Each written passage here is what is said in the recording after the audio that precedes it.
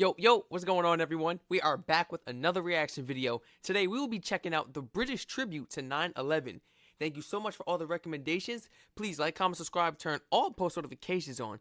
Let's get right into this video. I'm not wasting no time. My mom actually worked next to one of the Twin Towers. I don't know specifically which one it was. All I know is that the gap she was working at was jointed next to one of the towers.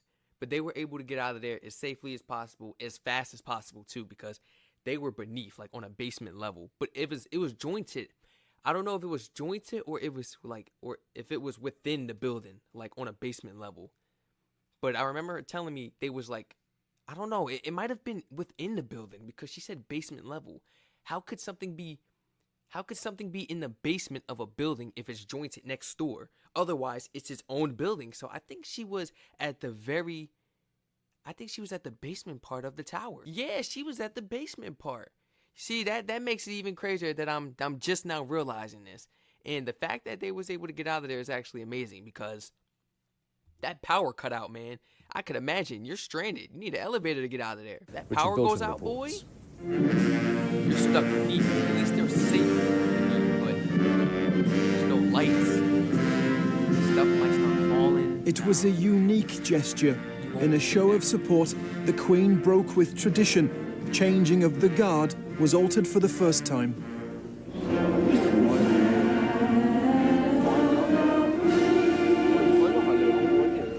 Thousands gathered, quietly joining in as the band played the American national anthem. Rest in peace to all the innocent lives. And after the cheers, a silence, a pause to think of those touched by this tragedy.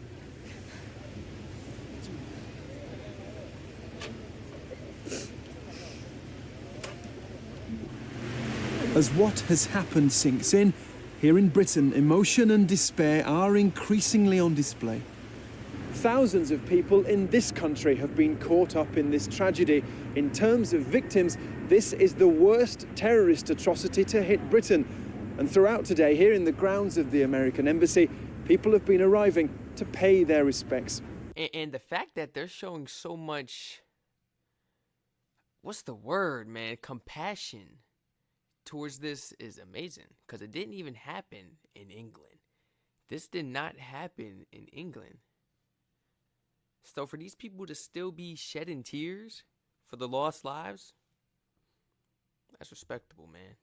I want to give support if I can. I want just to be here so that they know the British people are thinking of them. I'm grieving. I want to be with people that are grieving. I need to get home so I can go to funeral. Reported to us as being missing. This new bureau has been set up at Scotland Yard to help coordinate the search for the missing. 100 British people are known to have died. Hundreds more are unaccounted for. A cabinet minister has been appointed by the Prime Minister to help relatives here. The suffering of families. Oh, and of course we have the people from England coming over to the U.S. to visit the World Trade Center. Or just a tourist, you know? British tourists in general in the U.S. that got caught up in this. Ah, that's messed up. You coming here for vacation to see the beautiful NYC, the Big Apple. And that, you get caught up in that. I'm so sorry that I'm so sorry, man. Those people had to get caught up in that. Families facing the uncertainty about what's happened to their loved ones is absolutely dreadful. Right. And that's why we have to do everything possible to ease some of the burden of responsibility and worrying about the whole range of practical issues. No section of the community has been hit harder than the city. Another silence today in London's financial district. So many colleagues still lost. Really felt quite unreal, and I think the full impact of this will not really get through to people for maybe weeks or months in some cases. And many individuals are trapped in a terrible waiting game. Trudy Freeman has still not heard from her former husband, the father of her children, who worked on the 105th floor of the first building to be hit. Yeah, I don't even think I would want to know.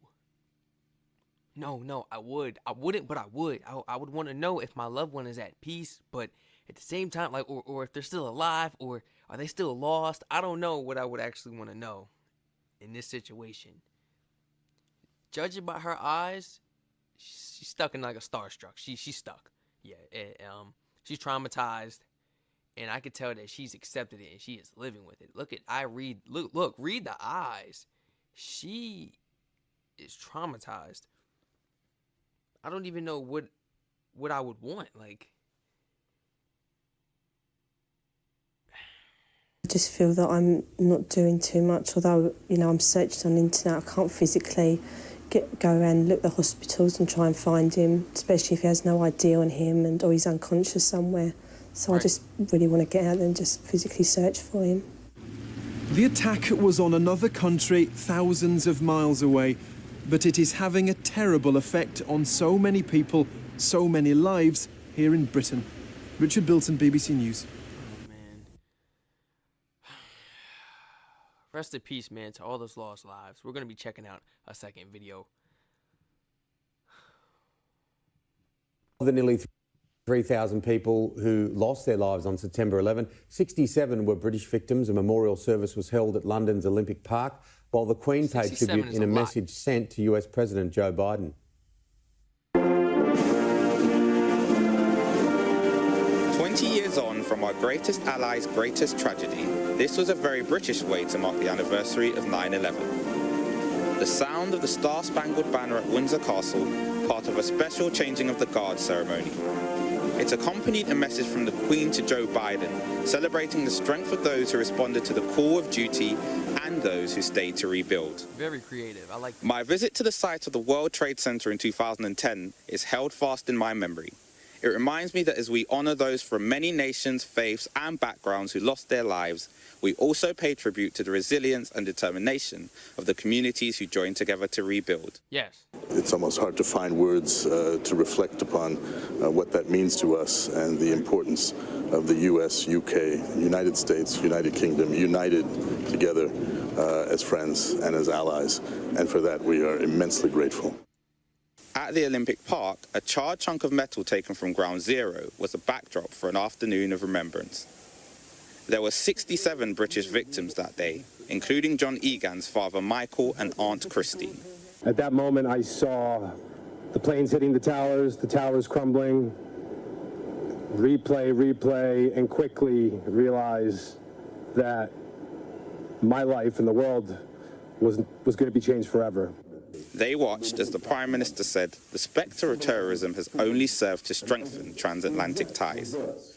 But while the terrorists impose their burden of grief and suffering, and while the threat persists today, we can now say, with the perspective of 20 years, that they failed to shake our belief in freedom and democracy. They failed miserably. Here and across the country, a mixture of young and old came together to reflect on a moment that has helped to shape the world. She got that face I'm trying to not make. Look, yeah, she got that face I'm trying to hold back. Where's she at? Where's she at? Here and across the country, a mixture of young... She got that face, you see? She looked mad too. Look, got that face like just disgusted. I'm just disgusted. And old came together to reflect on a moment that has helped to shape the world we live in today. Sir Richard Dearlove was head of the MI6 at the time of the attack, and he hopes it continues to provide a lesson for years to come. I hope that a lot of young people today will know enough about what happened to reflect on the significance of having commemorations and understand, why we have to make a determined effort to root out extremism. Thinking about the present, today was a reminder September 11th, 2001 lives on in the hearts and minds of people on both sides of the Atlantic. Shingi Marurike, Sky News. Rest in peace to all those lost innocent lives, man. Rest in peace. I can imagine what those families are still doing. Sky News. I know, I can imagine, like, just the fact not even being able to say your final goodbyes to those people, it would haunt me. It would haunt me. It would traumatize me for the rest of my life. Now we have a memorial center where it's 2 big waterfalls to celebrate, you know, in memory of all the lost lives and the heroic people that also tried to help but lost their lives trying to help as well. I actually went and visited it a couple years ago. I'm trying to remember the exact year. Maybe it was around like 2015, 2016, I would say. And I actually went and seen it. And when you walk up on it, it's a bunch of names in remembrance. It's a bunch of names, people that was either working in the building, people that helped, list of soldiers' names. It's just a list of everybody. If you guys enjoyed this video, please let me know in the comments down below what you guys thought about this video. Please like, comment, subscribe, turn all post notifications on. Feel free to spam my comment section or go right to the recommendation link in my description down below and suggest some more videos, please, because I'm just going down the list. I'll catch you guys in the next one. Stay safe.